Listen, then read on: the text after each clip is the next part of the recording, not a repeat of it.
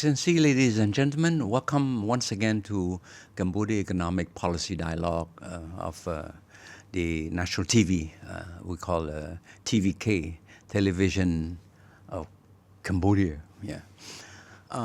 Today I have a great pleasure to have a friend, the ambassador of Canada, newly arrived, but we're friends. After we met several times, we really click. And I thought, well, Christian, you should come to have a nice policy dialogue with me on national TV. We can exchange a lot of ideas on our relationship with Canada, which to me, we have a long-standing bilateral relation, multilateral relation. So a lot of things is happening, particularly with what's happening in the world now, the role of Canada in Cambodia reconstruction, development, so many things to talk about. And you kindly accept to come, and so I thank you for that. But anyway, before we start, Christian, I want to give you the floor for you to address a bit to the crowd, the audience, so that they know where you're coming from. Well, Siphana, thank you very much for the invitation. It's a pleasure. It's a pleasure to be here. Thank you for allowing me to leave the embassy and spend some quality time with you. It's always a pleasure. And I'd like to say hi to everyone who's watching.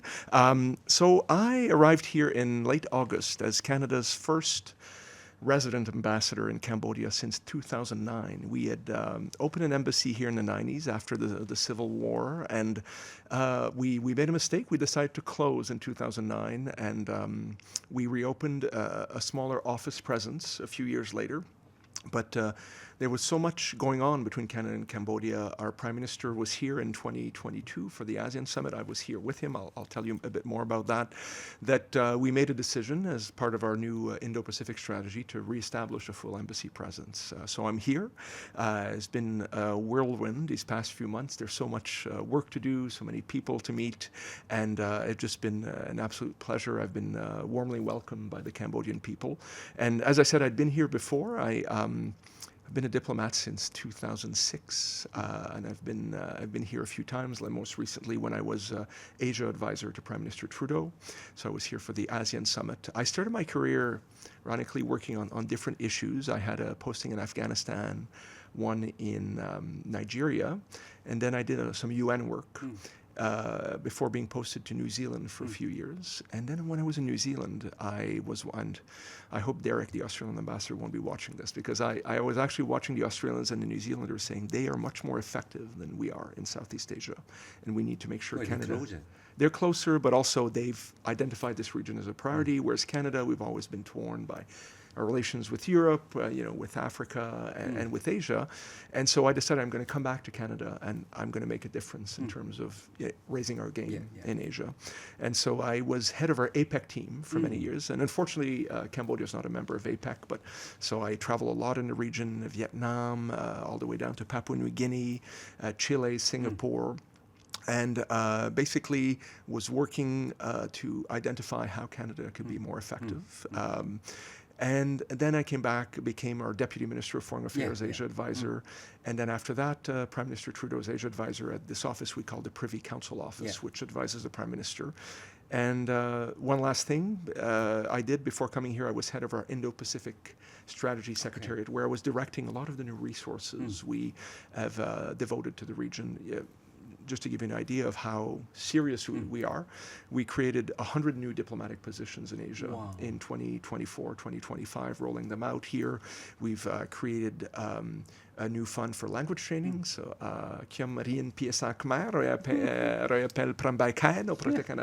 so we're training more Canadian diplomats in how to learn local and speak local languages, and we are also devoting more time to our ministers to come to the region. So my presence here is part of this big overall push that Canada has, to be more effective in Asia, and especially in Southeast Asia. Wow. I mean, so you were here during ASEAN Chairmanship. I was a prisoner of the Sokha Hotel for a few days because they moved us from the Hyatt to the Sokha. So I actually was there. Basically, everything Prime Minister Trudeau said during those 2 days was me and my colleague Florian Leprecht, who's who's the son of Peter Leprecht, who was a UN Yes. human rights Yes, yes. representative here a few years ago. And so we didn't get to see much of the city, but I had been to Cambodia before, and when I arrived in Phnom Penh, I remember years ago, the tallest building in the city was the Independence Monument, Yes, and yeah. now, my goodness, Yeah. there's been so much development. Well, I had the pleasure to meet Prime Minister Trudeau a few times, most of the time in ASEAN summit setting, right? And my wife would say, "Oh, wow, you're meeting Prime Minister Trudeau. Can I have a photo?" So she had a photo. I had a photo with him during the dinner. So, I mean, she proudly showed the people, "Oh, I met the..." But anyway, I think he's young, he's charming, and so it's always great to want to have all these women wanting to take a picture with him. Oh, well, I have to say, he is relatively young. Incredibly enough, I'm a bit younger than he is, but he's very fit. He runs Yes. 10 kilometers every morning, Oh my just like God. our current Prime Minister, Mark Carney, is a runner as well. And so when Prime Minister Trudeau retired from politics, he lived in my neighborhood. And then I noticed he would go and run without a shirt on. Wow. And then a lot of the women in the neighborhood would peek and see, because he's very fit. Few people know this, but before he was Prime Minister Trudeau was a boxer as well. Is that And he right? became, because he's the son of a former Prime Yes. Minister, but a lot of people didn't take him seriously Yeah. because he had been, an English and drama teacher before. And then he did a charity boxing match where he decided to go against one of our toughest senators, Wow. Senator Patrick Brazeau, a guy full of tattoos. Everyone thought that Justin Trudeau, Yes. he would lose, and he won that boxing match. And that's when people said, "Oh, he's a bit more of a fighter." And he had a good run. He was our Yeah. Prime Minister for almost a decade. Yes, But in yes. Canada, there's a tendency, after 8-9 years, that's what happened to Prime Minister Harper Yes, before yes. him. It was time to move on, and now we have a new Prime Minister, Yes, Mark yes, Carney, yeah. whom I believe you met Yes, in Davos. Yes. We met, and then I was very impressed with his speech in Davos. Set the stage in a way. The meeting in Davos is quite an interesting event, and he kicked off the whole debate because he spoke the first day, and then President Trump spoke later. President Macron.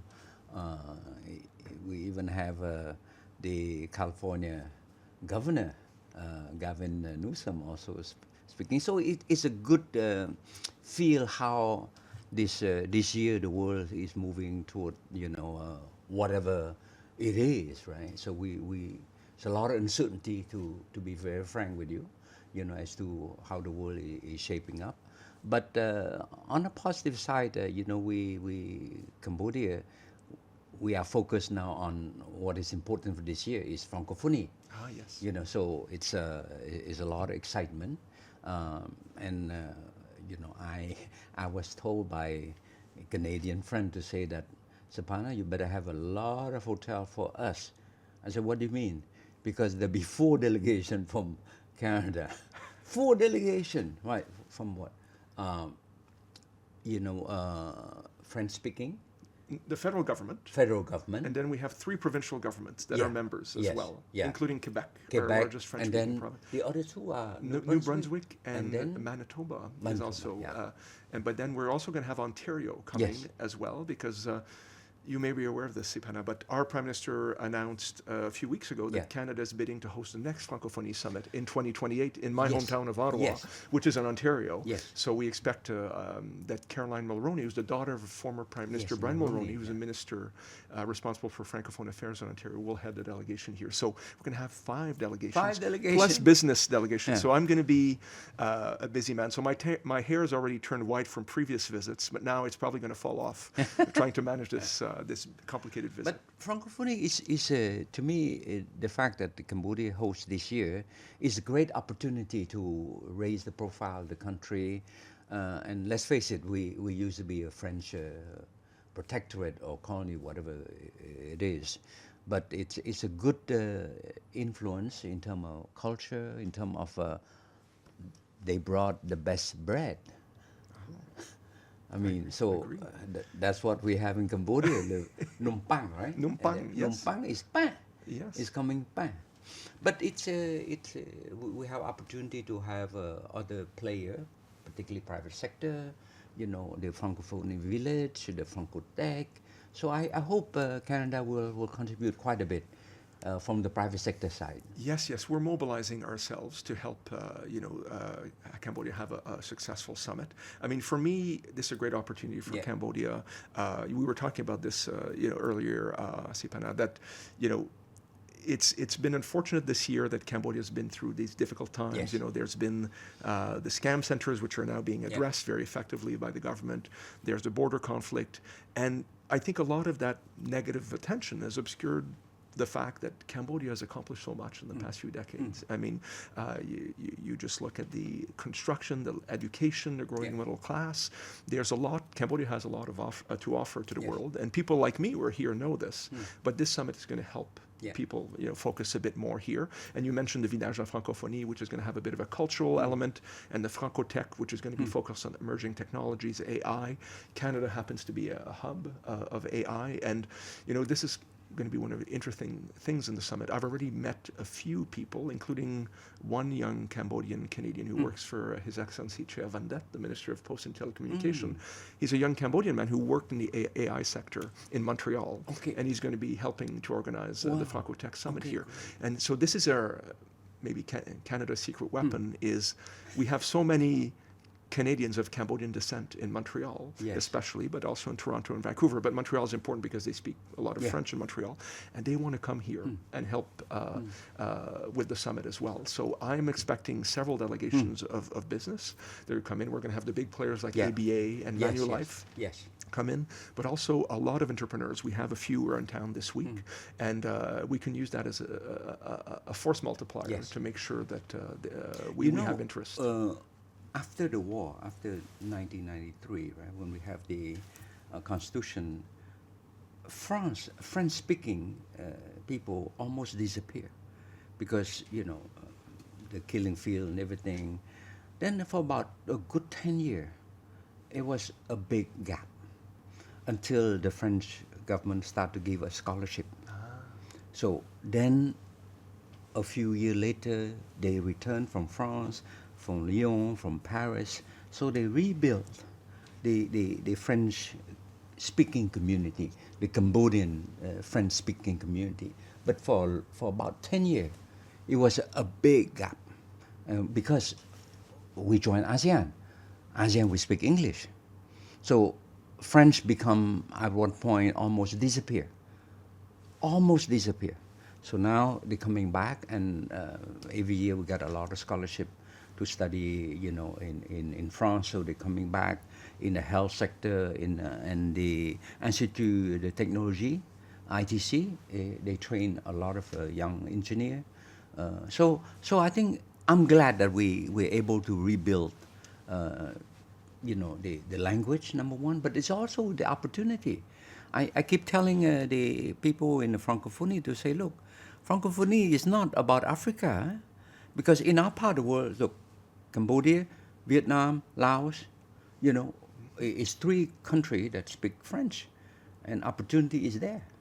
It is, and I have to say, because I spent a lot of time in Vietnam before, and of course, Vietnam hosted the last Francophonie summit in Yeah. Asia, but there's a lot more French that's spoken in Cambodia for reasons that you've just raised than in Vietnam. I think that, listen, it's a great opportunity. What I tell, my children, I encourage them to learn as many languages as exactly. possible, because it gives you a competitive Yes. advantage. Of course, English is Yeah. a language of global business, Yes. and I would encourage all young students to learn, to be proficient in English. But French is also tremendous. And for me, I have to say, because I'm from the French-speaking minority outside of Quebec and Ontario, where a lot of people are losing their language. I Yes. have cousins who have French-Canadian names like mine who don't speak French anymore within a generation. And for me, it's been a pleasure to come here and to go to educational institutions, meet with ministers, members of our royal family. And I think there's not one day in Phnom Penh where I don't use my French. Or even this weekend, my wife and I were in Kampot and in Kep, and we use a lot of French there too. So I think it's a sign of the rich cultural diversity that you find in Cambodia. Indeed. So I think the Francophonie Summit will give a big boost in terms of mobilizing people, Cambodian people, to start appreciating French. Yeah, and beside the cultural thing, there's a whole business. At the end of the day, it's all about business. It's all about job. It's all about creation. And the person that you mentioned, that AI specialist, whatever, it's there. It's there. Yeah. No, it's there, and there's a lot. I mean, especially the focus on artificial intelligence and emerging technologies. It's so interesting for a country like Cambodia, because in countries like Canada, because we have established industries, we're struggling to see how we can integrate these new technologies into existing mechanisms. In Cambodia, you can leapfrog. I'll give you one good example. I mentioned ABA, which is a Canadian-owned company here that's very successful in Cambodia. The payment system they use here, which we call fintech, is much more effective than anything we use in Canada. I mean, I keep telling ABA, you should roll out that payment system in Canada. Wow. And you have the opportunity here to leapfrog old technologies. They're the biggest bank, in terms of payment. I think in commercial transactions, they're the biggest bank. And I think they're over 90% owned by National Bank of Canada, which is a commercial bank in Canada, based in Montreal. Yes. And we've already had discussions with them. They want to make sure, contribute to the success of the summit as well. But it's just a good example of, I think that many people who grow up in Cambodia using ABA Pay will go to Canada saying, oh, maybe I'll find the same system. We don't have it, unfortunately. But I think the Canadian company are quite a few, but omnipresent. Manulife is a good example. Yes, which is called Manuvie in Quebec. Yes, Manuvie. Manulife. But Manulife is I think the first life insurance company that's set up shop here. There's also in the natural resource sector, Angkor Resources. They started as a gold explorer, and now they've moved to oil and gas. And I think they are they've enjoyed positive growth. So. And we have a few other Canadian companies as well. I have to say that we have many other companies that are operated by Canadians here, often Cambodian Canadians, that are not necessarily Canadian companies because they don't have, they're not registered in Canada. But everywhere I go, OCIC, Chipmong, I see Canadians. You're right. OCIC is the daughter. She's Canadian. Yes. And she run the Canadian International School. The Canadian International School, indeed, and the Canadian International School, there is a French program there, but they use the Alberta curriculum, which is a Western Canadian province. But they have 92 teachers there who are accredited by the Alberta Ministry of Education here in Phnom Penh. Wow. It's one of the biggest Canadian international schools in the world. And the Minister of Environment, he's from Canada also. He is. I was exchanging messages with him earlier today. We have a few ministers who, in the royal government who've spent time in Canada. I mean, I think it just, for me, I find a lot of affinity. It's a soft power. It's a soft power, and I think, there's a lot of things that are in common with Cambodian culture and Canadian culture. There's a focus on respect and, being nice to one another in a way that I feel very much at home here. Maybe in a few years my government will have to come and drag me out of here. Well, so Francophonie is settled. We're going to have a nice summit and going to keep you busy, for this year. But there are other things that I look at from the development perspective where Canada have played a big role in terms of, and I can cite a good example from the dual language nature of the Canadian, system itself, right? The French and English there in itself. We emulate a lot from the model, because say for example, after the war, we struggle with translation, right? We struggle with drafting law. And then when you draft in English, you translate in Khmer. So I say, no, you guys should look at the Canadian model. You don't translate. You instruct the law, but then in two different language. And the French don't translate the English, nor vice versa. They both work parallel with one instruction. This is the objective of what we want the law to be. You guy draft, this guy draft, and that's how, we find it's very effective. So you don't have a translate version Well, we sometimes have to rely on translation, but it's right that you're correct that if you work in the Canadian government, the federal government, you have a right to work in the official language of your Yes. choice. It could be French or it could be English. And so if you're a manager in the public service or you're a diplomat, you have to have a high level of proficiency in both languages Yeah. so that we can use both languages. Canada has not always had an easy history with accommodating. We had two referenda, one in 1980, one in 1995, where Quebec had a referendum as whether to separate from Canada. In 1995, 95. over 49% of Quebecers voted to separate from Canada. 40? Over 49%. It was Wow. 49.3 or 0.7, I forget. And, we had national unity problems in Canada. And so we have worked hard to try and accommodate that. And we have an interesting system where in French is in Quebec, French is the predominant language of education. And if you are a Canadian who comes from another province, you move to Quebec, you won't have the flexibility of sending your children to school, public school, in English. You'll have to send in French. And there are all kinds of measures to protect the French language. But now I think there's still nationalist sentiment in Quebec, and there's some in Alberta now for different reasons. But I'd like to think that we've been able to address these concerns. As a Francophone, I feel that, as French speaker, I feel that our rights are well protected in Canada. And that in Quebec we have common civil law, and in the rest of Canada we have common law. Yeah, exactly. And it's just one example of how we've been able to accommodate the French-speaking specificity in Canada. Well, I mean, right now because I'm the vice chair of the Council for Legal Reform, where Excellency is the chair, and our objective is to review the Cambodian legal system, because after the war is a lot of help, from different systems. The French, the American, the Australian, the Japanese, everybody want help. And the only confused guy is the guy who got help. I know the feeling, yeah. So now we want to look holistically how to reform all this hodgepodge law, right? And we look at the model of Canada to say, okay, let's say we now have a combination of Anglo-Saxon common law in the commercial field. Yes. When the civil law is totally with the court, with the administration, but the two are cohabitating each other. I wouldn't say not nicely, but for those who know, they know, but those who don't know, it won't matter. But at some point, we have to have a system that is coherent, yeah. And basically, we look at the Canadian as a model. Well, I think there's a lot of work for us to do, and this is one thing that I tell Cambodians, because a lot of people, they see Canada as a developed country that has everything worked out, but we are working on improving our governance and our democracy every day. It's a challenge. It's a challenge. It's not easy. And then sometimes something that worked 20 years ago may not be suitable today, because Canada is changing for all kinds of reasons. And so I think that, I see this as an opportunity. We can come and share our expertise, but I think we could probably learn from Cambodia's experience as well.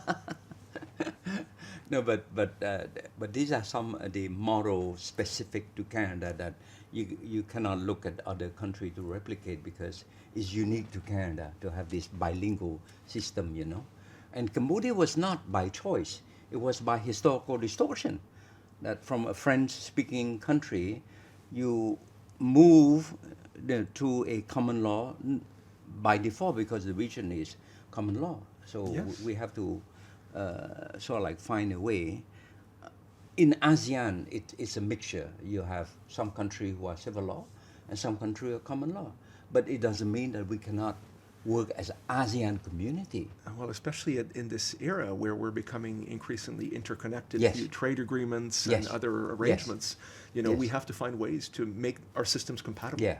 Speaking of trade agreement, it come to a good topic that Cambodia now is in the process to apply to join CPTPP. We're still in an early stage. We're still very early stage, because my foreign minister just submitted the letter of intent to the Minister of New Zealand as a depository minister in New Zealand. So we are starting a process now. Hopefully this year or so we could have if all the membership are in agreement, they could think of forming the accession working group. But as I said, we're a bit early, but what we want to start early, because it takes years. For this regional free trade agreement, it takes years. Not like tomorrow, bilaterally, we can agree, you and I, here, 2 or 3 years. But the thing is that by 2029, we will graduate from LDC. Exactly, yes. Yeah.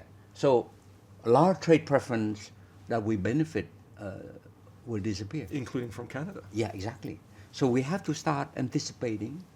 And to me, I always say that, look, in a country development, 2 or 3 years is blink an eye. Before you realize, oh, we have election. Oh, we have this. And then 3 years come.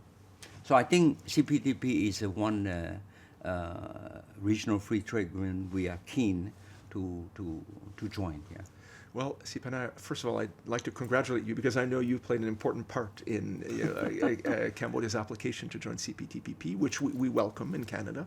I'll start backtracking with 2 things. One is, there's a lot more trade between Canada and Cambodia than there used to be, and I think we're now the 4th destination for Cambodia's manufactured goods. Yes.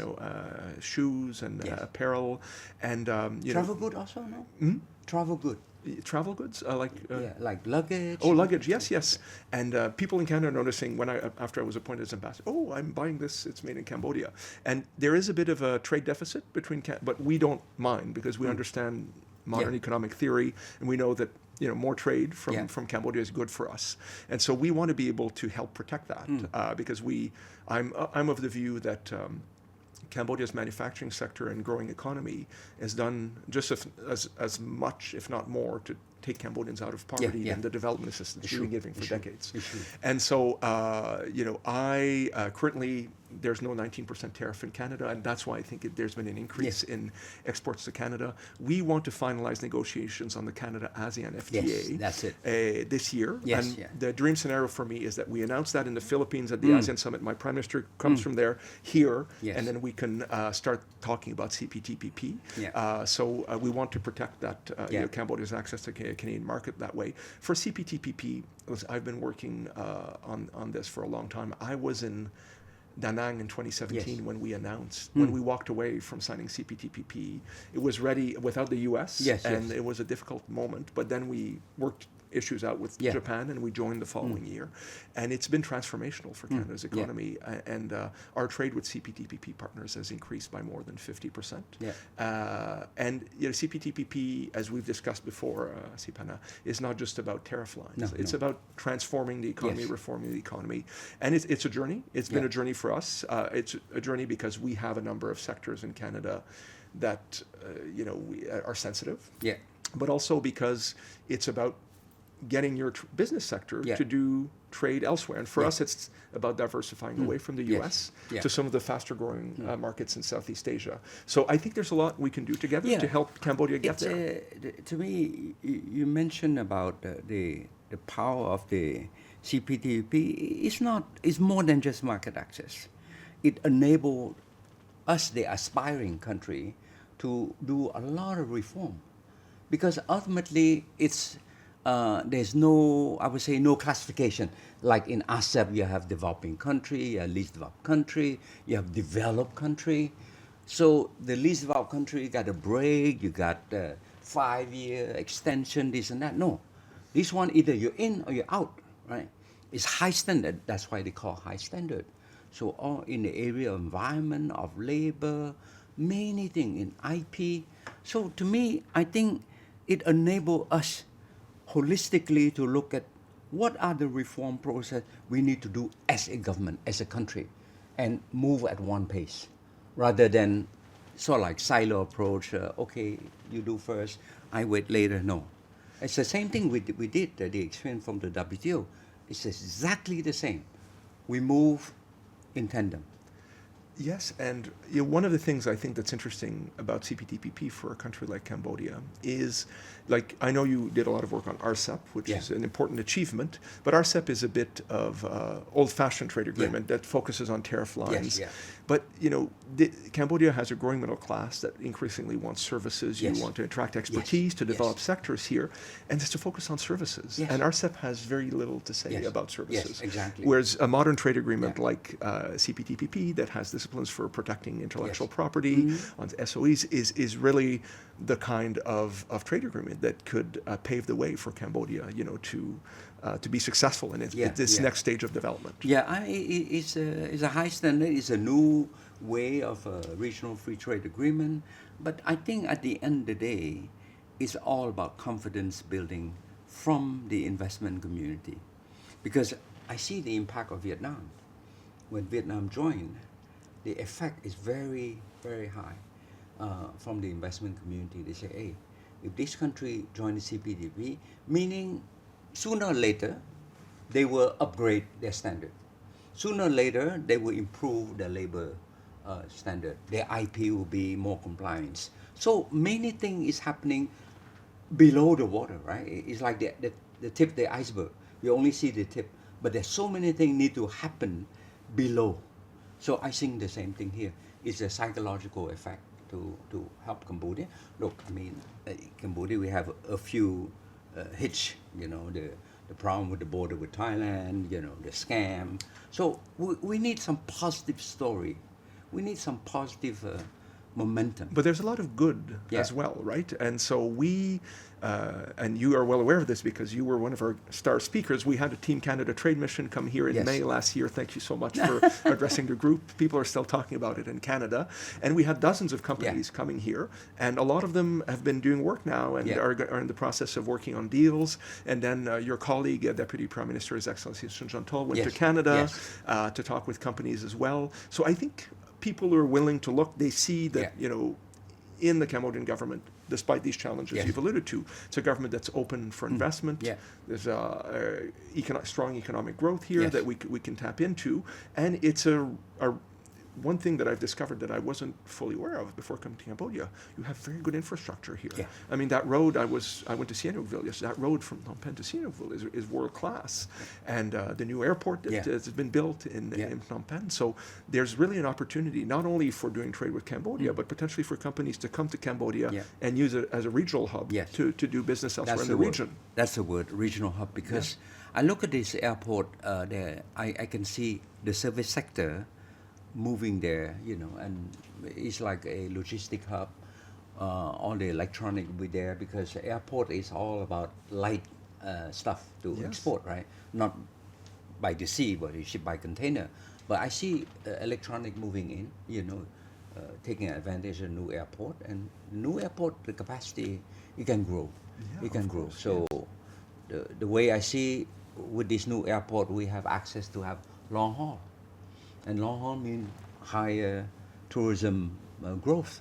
So all these things, it's a good thing for the country. In fact, when the architect, Foster architect, showed me a tour of the airport, I couldn't help but to comment to say, 30 some years ago when I came to Cambodia, because I came back in 93, I came back to an airport that is bullet-ridden, half a bullet-ridden, because after the war, right? And less than one generation, I'm looking this marvel, this ecological, what's called climate resilient, airport thing, amazing. Yeah, and I think we've had a lot of Canadian visitors who've just marveled at how modern the facility is, and we're already talking to companies that want to take advantage of the of that airport because it's very quick to get to Singapore, and yet the reality is, I mean, I don't think Cambodia is about to challenge Singapore's role. No. But Singapore has become a very expensive place to do business, especially with what's been going on in Hong Kong. And companies are looking for ways, where can we move things? Where can we do business? And I think that we'll be happy to welcome some Canadian companies to do business here. Yeah, when I go to Singapore and I have a light meal at $50. A light meal, huh? no, no wine. Okay, it's still $50. Well, the Economist Intelligence Unit last year said that the two most expensive cities in the world now were Singapore and Zurich. I happen to be in both both country this month. So now you know why I'm broke.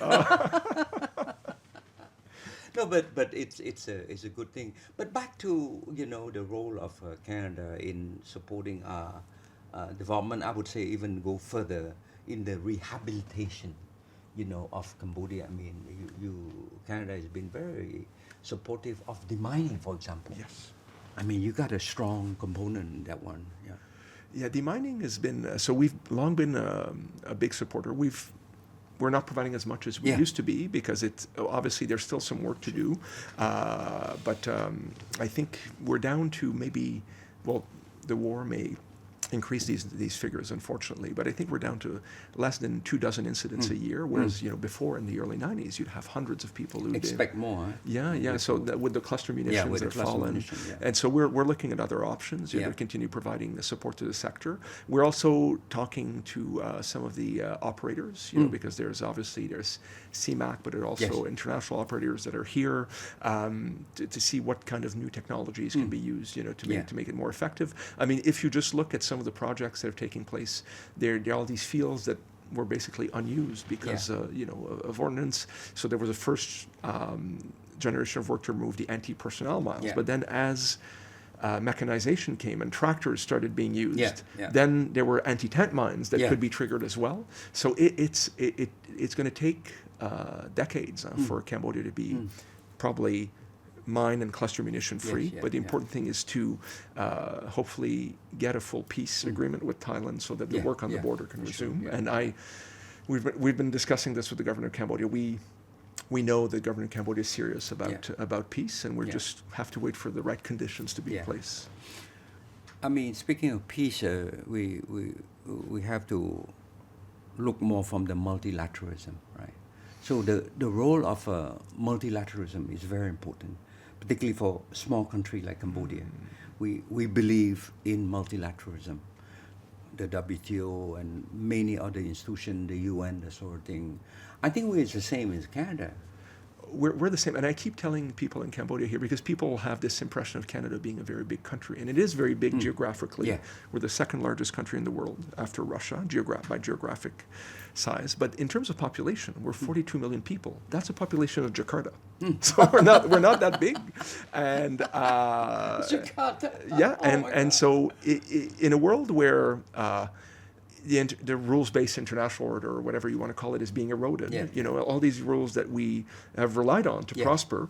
I mean, Canada, it's going to be a more dangerous and more difficult world for Canada, just like for Cambodia. And so that's why, and my Prime Minister, Mark Carney, gave this speech in Davos. You were there to see it. I got to see it on screen.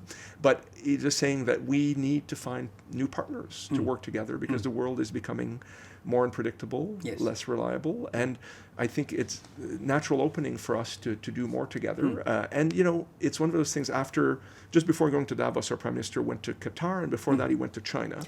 And they signed agreements. They're not full trade agreements, but I think it was just a singular willingness that maybe in a different era Canada was more open to working with like-minded democracies. But right now we don't live in a world like that anymore, where we have to find like-minded partners, where we have issues of interest in common, and forge new partnerships. And I think that in a world like that, there's a lot more that Cambodia and Canada can do together. I'm going to Cameroon in March for the WTO ministerial, right? So another dual French-English country. Yes, exactly. And it's good to speak 2 or 3 language, because you don't need the earphone.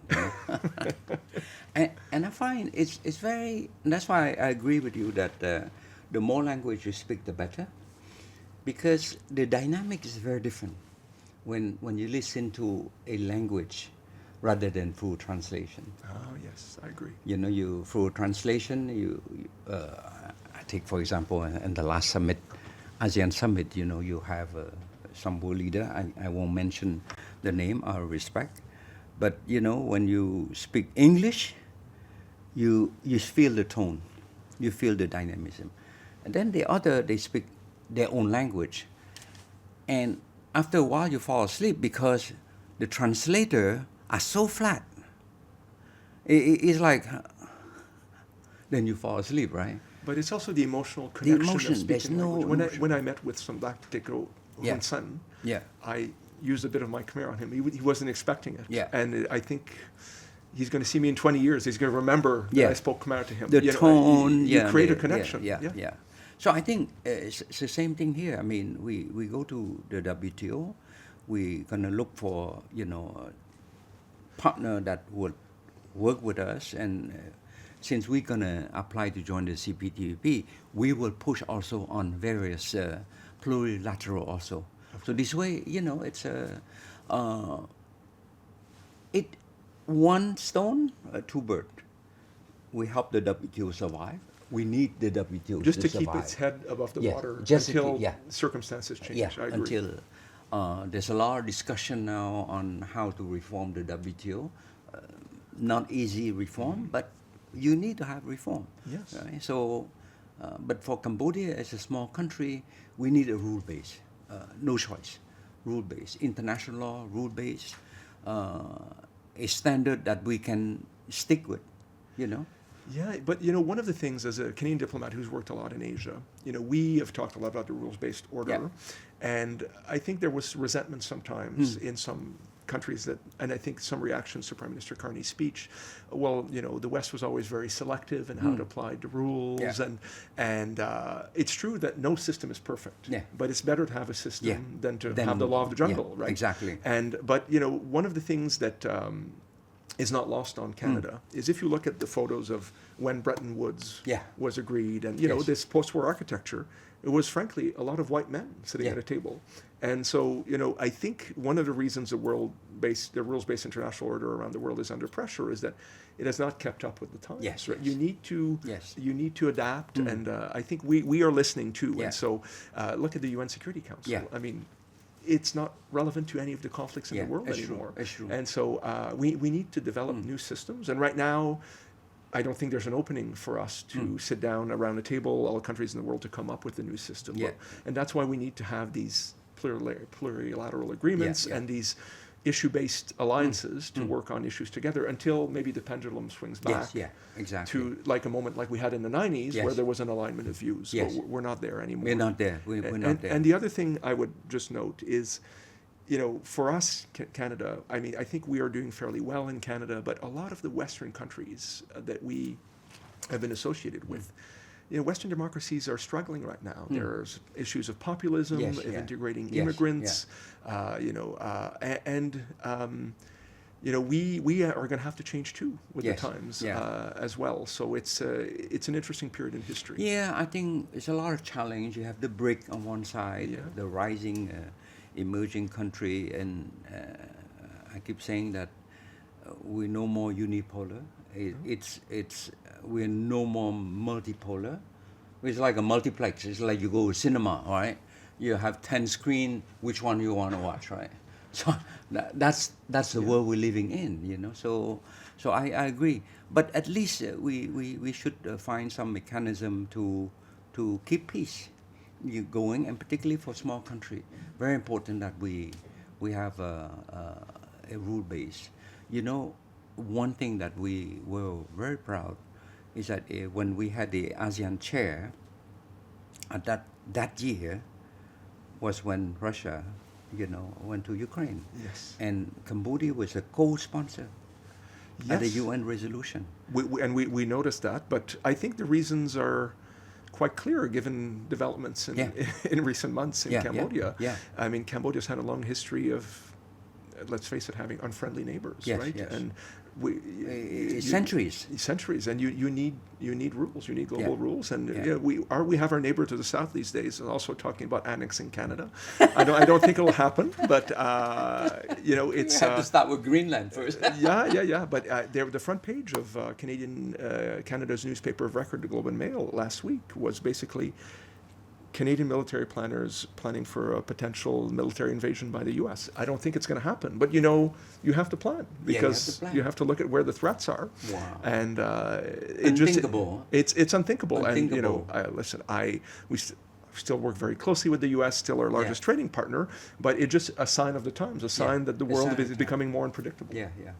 Back to the pre-Westphalian period. Hopefully not. Hopefully not. But one few thing before we conclude. Canada is very strong in energy. Yes. You a lot of company in oil, gas, renewable also, right? Renewable, yes, more and more, yes. So I think, can you do something in Cambodia? Oh, well, we're talking about it very actively. I met with Minister Keoratana to talk about this. So Cambodia is about to have 2 big LNG terminals online, and we are in the process of exporting LNG to Asia now. So one of the issues in Canada is because of our close integration with the U.S., a lot of our renewable energy, our natural gas, and our oil is basically sent to the U.S. to U.S. refineries. Oh, okay. And so even if you're sitting in Eastern Canada, we tend to import oil from the Middle East because it's easier to get. We don't have the infrastructure to get it from Western Canada. It all goes to the U.S. Really? But now we're in the process of retooling our infrastructure. And I think since 2 years ago, we now have the capacity to export LNG. And we focused as a first step on Japan and Korea, but now we're looking at Southeast Asia. So because even the most optimistic scenario about transitioning to renewable energy, we're going to need natural gas as a less dirty fuel, to power our transition. And so I'd like to think that we'll be able to bring more here. We are also looking at we've already done some of this, like a lot of the hydro power that's generated in Cambodia. It's benefited from Canadian expertise. We want to do more, and we're looking at a lot of clean tech solutions as well, like using waste to generate energy. And we have a number of companies that are looking at Cambodian markets. So I think there's a lot we can do there. But for us, from our perspective, it's just we Canada traditionally in our long history before, we were a natural resource economy. And we've transitioned to an innovation and services economy. And so what we're interested in doing is not to export some of our raw materials to Cambodia. That's not where the interest is. The innovation, the services, and I think there's a lot of opportunity there in natural gas and in clean tech. I think you have your own thing, but one of the strengths that Cambodia has is that we're a small country. We're very nimble. We're very flexible. We can move fast. The government say, okay, we will go renewable. Look, we are 60% now. It's impressive. I mean, an example to the world. Yeah, I mean, we're nimble. I mean, environment, COP29, COP30, we move, NDC, right? 3. I mean, who would have thought that we move so fast, right? Because, like I said, we're small. we don't have 1,000 people to consult. So this is probably one of the strengths of being a small country. Of course, you have a lot of challenge to deal with the bigger country, but internally, we're very nimble. And that's why we move very fast on the CPTPP, we move on trade, we move on environment, we move on labor. The OECD want to use Cambodia as one of the sectoral leadership on using what we're doing now with the ILO, the labor standard and everything. Who would have thought? Who would have thought? Well, no. Well, I'm constantly surprised and amazed at the capacity for innovation because, we've alluded to earlier that being small can be a disadvantage when you have more powerful neighbors. But as you said, it could also be, you have to think differently. And even in times of crises like the border conflict, I'm now finding that there are many business opportunities to generate products here that used to be imported from abroad. That's true. And the Cambodian society is evolving very quickly. And I think things like dairy, for instance, used to be imported a lot from Thailand. And there's more and more dairy produced here locally. There's a Canadian company moving here to do some business here on dairy. There's a lot of talk about that, and I hope to be able to share details with you soon. Yeah, we'll have a good milk over cappuccino. Oh yes, well, all the young people, they seem to be drinking lattes now. Yes, indeed. So, indeed. No, I think crisis spark up opportunity. It's quite clear. The border crisis spark up a big opportunity in terms of product development. To be fair, I used to be quite critical of the Cambodian business because they're a bit, I wouldn't say lazy, but they're a bit slow. But then they say, look, brother, why you want me to work in to establish a factory? It's a lot of headache when I can just trade and make money. Fair statement.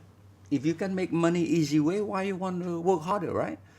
Until the circumstances dictate that there's no trade. In the case with Thailand, when they unilaterally closed the border of 800 kilometers, suddenly trade come to a dead stop.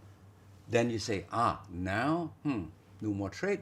So how I'm going to make money? I'm going to have to develop my own product. And that is what the crisis that sparked the opportunity now.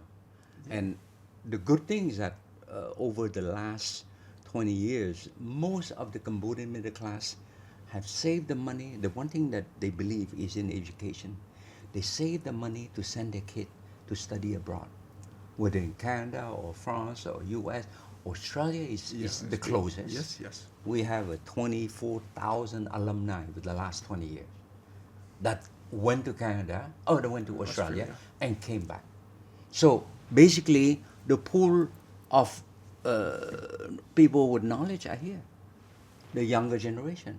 Their parents have a mom and pop store. They save the money, send the kid to study abroad. 5-10 years later, the kid come back with a master, with a PhD, say, Mom, Dad, I'm going to take over the business. And this is how we're going to do, Mom.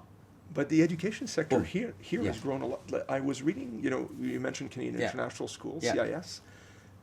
A CIS graduate was admitted to Stanford University in the US on merit. And it just, would you have thought 30 years ago that a high school here would be producing people who are admitted to Stanford? And I think it's only, we're maybe a decade or two away from universities being able to reach that level of quality too in Cambodia, right?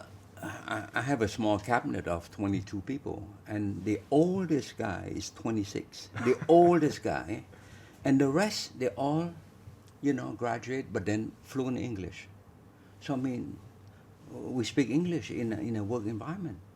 So that's to me, that's project hope in the future. Yes.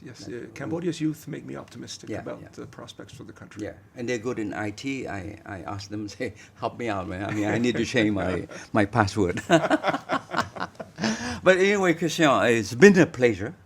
We have a good discussion, a good sharing of ideas. It's more ideas, that we're sharing. And fortunately, time is running out. And as always, a good discussion, we always have a problem with time.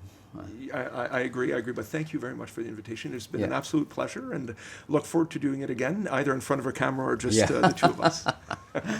Well, ladies and gentlemen, it's been a short discussion. I would say more a chit-chat with my good friend, the Canadian ambassador. We have a lot of ideas, which we could go on for another 3 hours. But everything have an end. And unfortunately, I have to bring this dialogue to an end. I hope you have the opportunity to digest, and particularly those in the private sector. I really want you to think on what we discuss on the various social growth that we talk about, the power of the youth, how they can capitalize on AI, that sort of thing. These are, to me, the future of Cambodia, the new social growth of Cambodia. Of course, there are other larger macro thing, which is a bit beyond most of us, because it's so much macro. But you need macro, situation to define the micro. But I look at the audience as more, particularly for the business, to look at what you can do to capitalize on the relation we have with Canada. Hopefully you can cultivate some relation with new Canadian companies that are going to come to Cambodia. I don't know, I'm not a business, but I'm just trying to stimulate some reflection. For government official, I think it's a lot of policy discussion that we could talk about how to reform the country using CPTPP, for that matter, to transform our economy, to reform a certain aspect of the government. But these are all positive things that I think, that have emanated from this 50-minute dialogue with Christian, with the Canadian ambassador. So on that note, I wish you all a great evening, and I see you next time.